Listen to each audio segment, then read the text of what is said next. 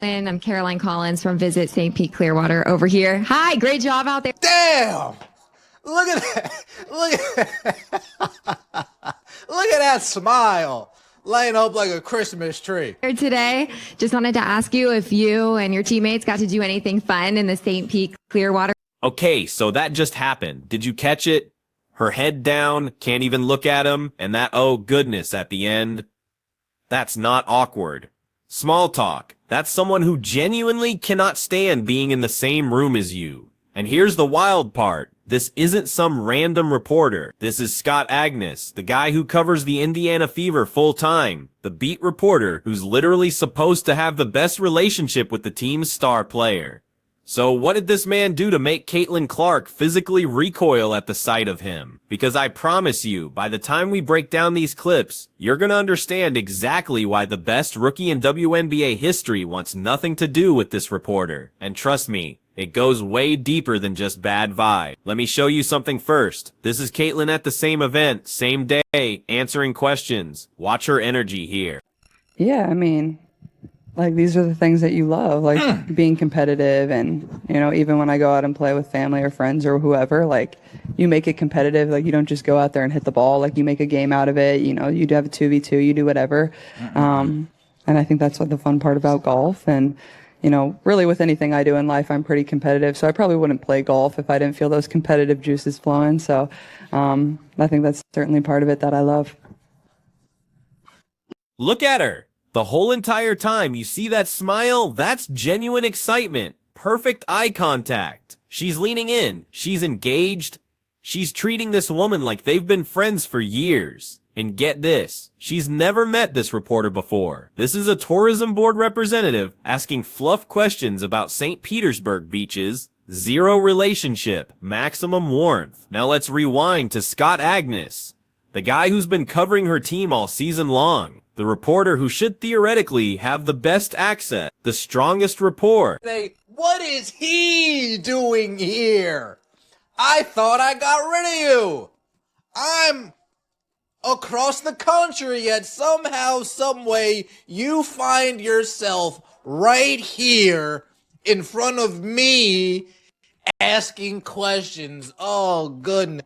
Look at her face during that answer. She's not making eye contact. She's staring down at the ground while he asks the question. And when she finally does answer, it's pure autopilot, professional polished, but completely devoid of any actual connection. She's giving him the corporate response while internally screaming, "Please let this end." The contrast is absolutely brutal. Random tourism lady gets the megawatt smile and personal family vacation story. Scott Agnes, the beat reporter who's supposed to be her media ally, gets treated like he's asking for her social security number. But here's what most people missed about this moment. This wasn't just Caitlin having a bad day. This wasn't her being tired after a golf tournament. This was calculated. This was intentional. And when you understand what Scott Agnes did during the Fever season, you'll realize exactly why Caitlin Clark is sending him the coldest message possible without saying a single word. Let me break down the timeline for you, because this goes back months. Scott Agnes covers the Indiana Fever for The Athletic. He's got the credentials. He's got the access. He's literally paid to be around this team more than almost anyone outside the organization. And during Caitlin's rookie season, the most hyped WNBA debut in history, Scott made two decisions that absolutely torched his relationship with the franchise's most valuable asset. Decision number one, he called Caitlin Clark's fan base the dark side. Not once, multiple times. He wrote articles and made comments referring to the millions of fans who followed Caitlin from Iowa to Indiana as bringing darkness to the WNBA. Think about that for a second. You're the face of a franchise. You've brought unprecedented attention, sold out arenas, record television rating. Your fans are passionate. They're engaged. They're spending money on tickets and jerseys. And the main beat reporter covering your team is publicly labeling them as toxic. How do you think that makes Caitlin feel? She's trying to navigate her rookie season. She's dealing with physical play. She's handling expectations nobody in women's basketball has ever faced. And the reporter who's supposed to be documenting her journey fairly is out here creating division between her fan base and everyone else. But wait, there's more to this. Because what Scott did next was even worse. Decision number 2, he completely crossed the line between reporting and sabotage. The Fever were actively hiding an injury. Caitlin had been dealing with an ankle problem, and the team made the strategic decision to keep it quiet. This is standard practice in professional sports. You don't give opponents extra information. You don't create unnecessary storylines that distract from the game. You protect your players. Scott Agnes decided to break that story anyway. He published the details of Caitlin's ankle injury in a paywall article, revealing information the team explicitly wanted kept internal, and the fallout was immediate. Suddenly, the entire media landscape is talking about whether Caitlin should sit out games. Fans are divided on whether the team is mismanaging her health. Opponents now know exactly where she's compromised physically. One reporter's decision to chase clicks created a full-blown controversy that the Fever organization spent weeks trying to contain, and Caitlin Clark was at the center of all of it, dealing with questions about her injury status instead of just playing basketball. Now connect the dots.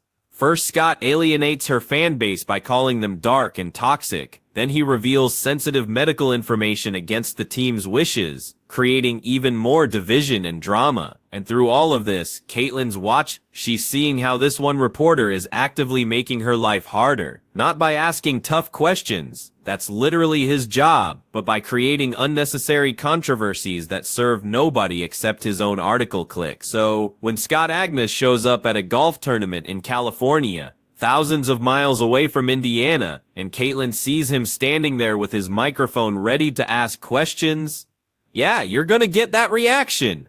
That "what are you doing here? I thought I got rid of you" energy.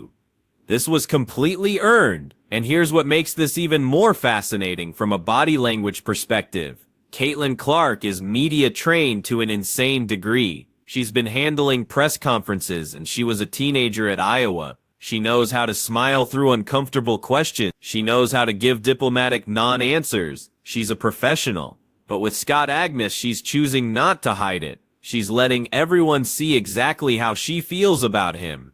And that's a message. That's Caitlin saying, I'm not giving you the satisfaction of pretending we're cool. I'm not gonna help you build your brand by acting like we have a positive relationship. You cause damage, and I'm gonna let you feel the consequences. Watch this interaction one more time, knowing everything we just covered. So, I mean, I got here She treated her like she's the one that had been following the team around. Like, oh, buddy, oh, man.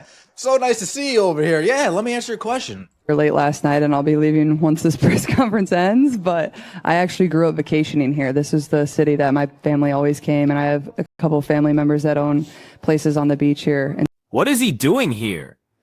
I thought I got rid of you. I'm across the country, yet somehow, some way, you find yourself right here in front of me. That's not playful banter. That's barely concealed frustration. And the way she says, "oh goodness," at the end, that's the verbal equivalent of taking a deep breath and reminding herself to stay professional. She's physically uncomfortable. You can see it in her posture, hear it in her voice.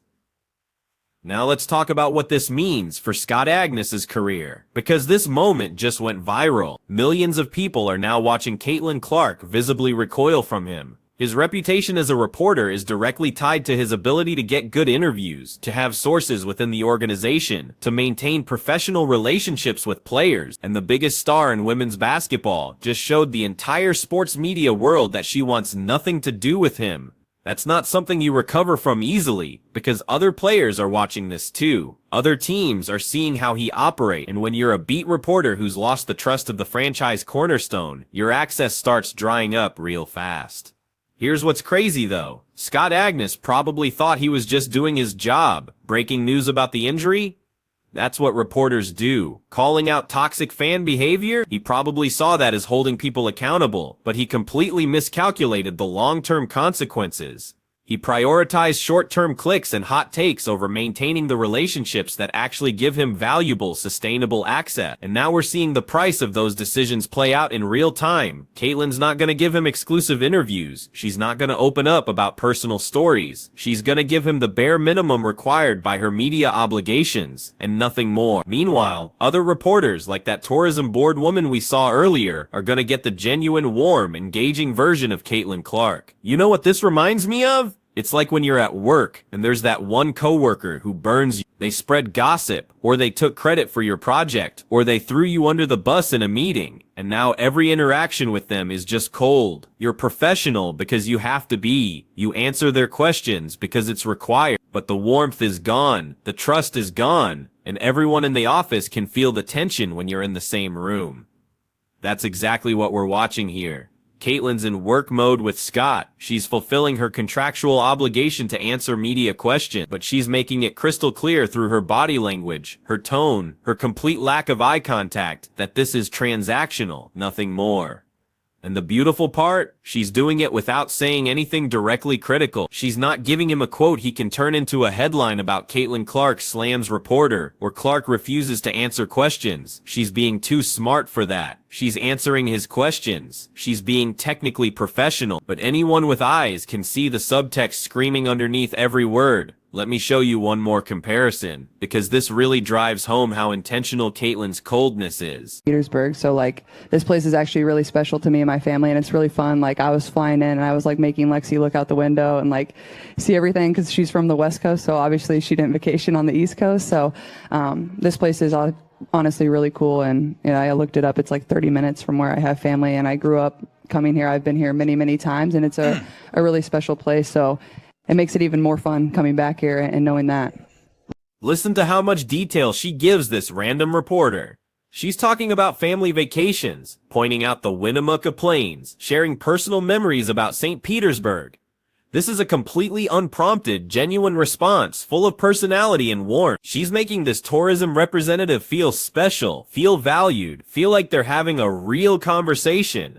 Scott Agnes gets, yeah, I mean, these are the things that you love, like being competitive, bare minimum, corporate answer, zero personality, zero connection. The message is loud and clear. Caitlin Clark decides who gets access to the real here, and Scott Agnes is permanently on the outside of that circle.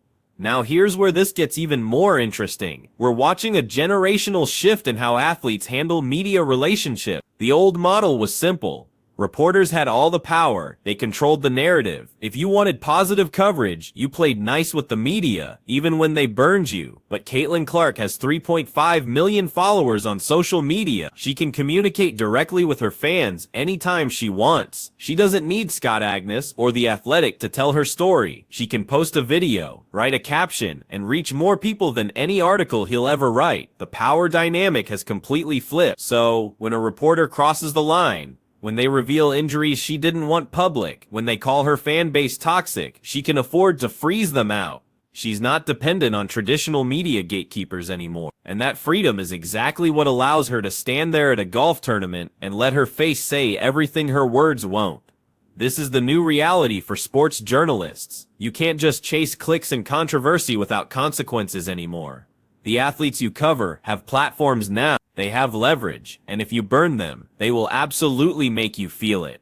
Not through angry tweets or public callouts, that's too messy, but through moments exactly like this, through body language that speaks volumes, through warmth given to everyone except you. Scott Agnes is learning this lesson the hard way, and the entire sports media world is watching. Because if you can lose Caitlin Clark, the most media-friendly superstar in women's basketball, then you've really messed up. This is someone who does charity events, shows up for every press conference with a smile, handles invasive questions about her relationships and her race with grace. She's the model of how to handle media responsibilities, and yet with Scott, all of that disappears, which tells you everything you need to know about what he did to earn this level of coldness. The craziest part, this moment is now going to define Scott Agnes's relationship with Caitlin for potentially the rest of her career.